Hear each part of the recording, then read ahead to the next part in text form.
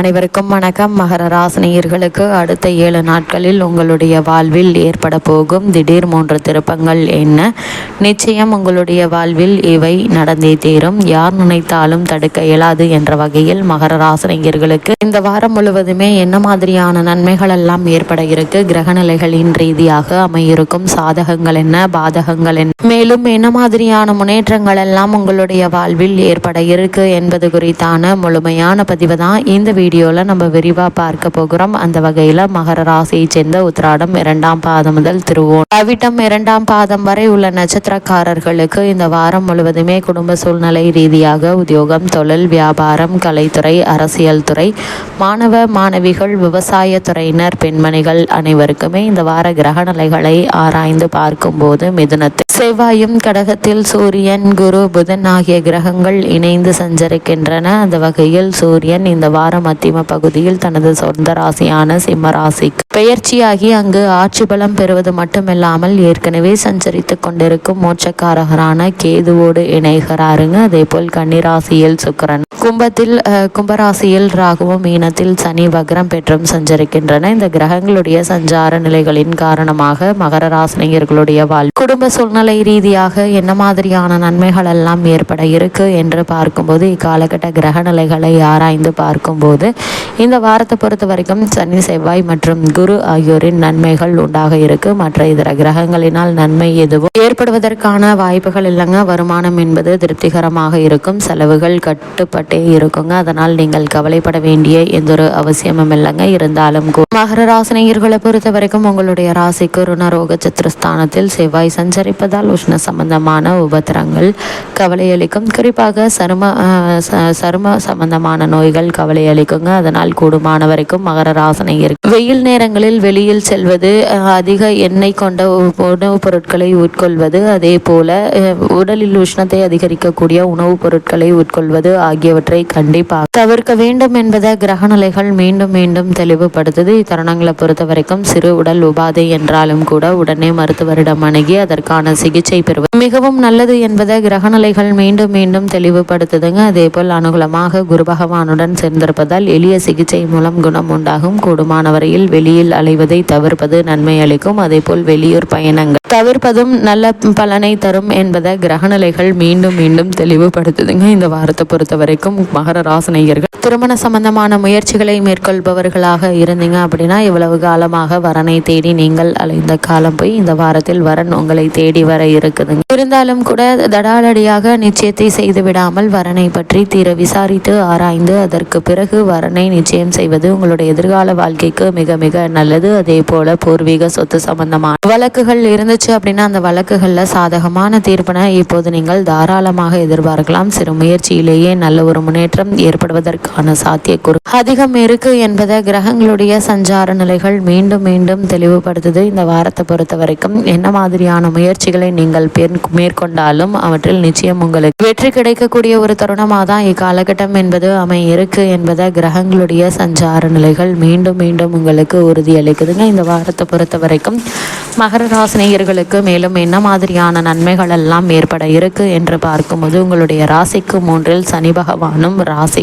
6இல் செவ்வாயும் அமர்ந்திருப்பது சாதகமான ஒரு அமைப்பு என்று தாங்க சொல்ல வேண்டும். 7ஆம் இடத்தில் குரு அமர்ந்து ராசியை கண்காணிப்பதால எத்தகைய பிரச்சனைகளுக்கும் தீர்வு கிடைத்து விடுங்க. நீங்களாக இந்த ஒரு பிரச்சனைகளிலும் சிக்கலாக்கி கொள்ளாதவரை உங்களுக்கு நன்மை ஏற்படும். பெரியோர்களின் ஆசை நிச்சயம் உங்களுக்கு உண்டுங்க. இதிலும் அவசரப்பட வேண்டாங்க. மெதுவாக நீங்கள் முன்னேறி கொண்டிருக்கிறீர்கள் என்பதை கவனத்தில் கொள்ளுங்க. தொடர்ச்சியாக முயற்சி உங்களை வெற்றி பாதையில் நோக்கி நடத்துங்க. எல்லோரிடமும் நம்பிக்கையோடு நடந்து கொள்வது மிக மிக அவசியம் என்பதை கிரகநிலைகள் மீண்டும் தெளிவுபடுத்துது. அது மட்டும் இல்லாமல் இந்த வாரத்தை பொறுத்த வரைக்கும் மகர ராசினியர்கள் 7ஆம் இடத்திலிருந்து சூரியன் 8ஆம் இடத்துல வந்து ஆட்சி பலம் பெறுகிறார். எனவே தந்தை பிள்ளை உறவுகளில் கவனத்தோடு கையாளுங்க. கூடுமானவரை பிள்ளைகள் சற்று விட்டு கொடுத்து அனுசரித்து நடந்து கொள்வது நல்லது. மனதில் இனம் புரியாத குழப்பம் ஏற்படலாம். குடும்ப பொறுப்புகள் அதிகரிக்கும். 2ஆம் இடத்தில் ராகு அமர்ந்திருப்பதால் திடீரென்று பாம்பு போல சீருவீர்கள், அதை குறைத்து கொள்ள வேண்டுங்க. உடல் ஆரோக்கிய விஷயத்தில் கவனம் செலுத்துங்க.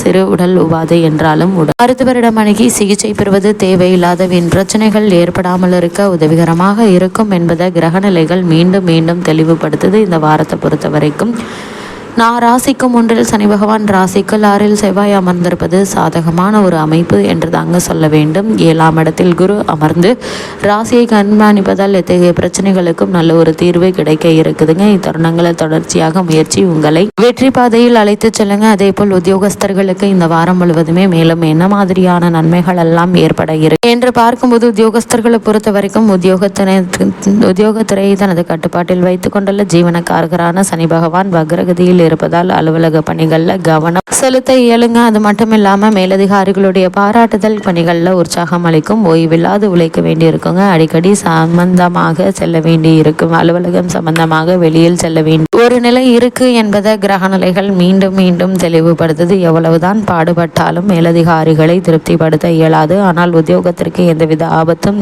ஏற்படும் வாய்ப்புகள் இல்லைங்க. இக்காலகட்டத்தை பொறுத்த வரைக்கும் எவ்வளவுதான் பாடுபட்டாலும் மேலதிகாரிகளை திருப்திப்படுத்த இயலாது. ஆனால் உத்தியோகத்திற்கு எந்தவித ஆபத்தும் ஏற்படுவதற்கான வாய்ப்புகள் இல்லை என்பதால் நீங்கள் கவலைப்பட வேண்டிய அவசியம் இல்லைங்க. அதே போல தொழில் மற்றும் வியாபாரம் செய்பவர்களை பொறுத்த வரைக்கும் சந்தையில் நியாயமில்லாத போட்டிகள் நிலவுங்க. மிக பாடுபட்டு உங்களுடைய லாபத்தை தக்க வைத்துக் கொள்ள முடியும். பணியாளர்களால் அடிக்கடி பிரச்சனைகள் உண்டாகும். வெளியூர் பயணங்களின் போது பணத்தையும் விலையுயர்ந்த பொருட்களை பாதுகாப்பாக வைத்துக் கொள்ள வேண்டும். களவு போகக்கூடும் என்பதற்காக இவ்வெச்சரிக்கை உங்களுக்கு தரப்படுது. புதிய முதலீடுகளையும் புதிய கிளைகளையும் திறக்கும் யோசனையை தற்போதைக்கு ஒத்தி போடுவது காலம் சென்றே கனியட்டும் என்று காத்திருங்க. அதேபோல் கலைத்துறையினரை பொறுத்த வரைக்கும் கலைத்துறையை தனது பூரண கட்டுப்பாட்டில் வைத்துக் கொண்டுள்ள சுக்கிரன் ஆவார். அந்த சுக்கிரன் இக்காலகட்டம் முழுவதுமே ஓரளவே சுபபலம் பெற்றுள்ளதால் உங்களுடைய துறைக்கே உரித்தான போட்டியும் பொறாமையும் அதிகரிக்குங்க. நல்ல வாய்ப்புகள் கை நழுவி போகும். எதிர்பார்த்த அளவிற்கு வருமானம் என்பது ஏற்படாதுங்க. இத்தருணங்கள்ல அரசியல் துறையினரை பொறுத்த வரைக்கும் அரசியல் துறையை நிர்ணயிப்பது சுக்கிரன் ஆவார். சூரியனும் சனி பகவானும் அதில் பங்குண்டு இம்மூன்று கிரகங்களின் நிலைகள் அனுகூலமாக சஞ்சரிப்பதால் அரசியல் துறையினருக்கு ஆதாயமான ஒரு காலகட்டம் எதுங்க. உயர்மட்ட தலைவர்களின் ஆதரவு பரிபூரணமாக உங்களுக்கு கிடைக்க இருக்கு. அதே போல் இத்தருணங்கள்ல மாணவ மாணவிகளுக்கு மேலும் என்ன மாதிரியான நன்மைகள்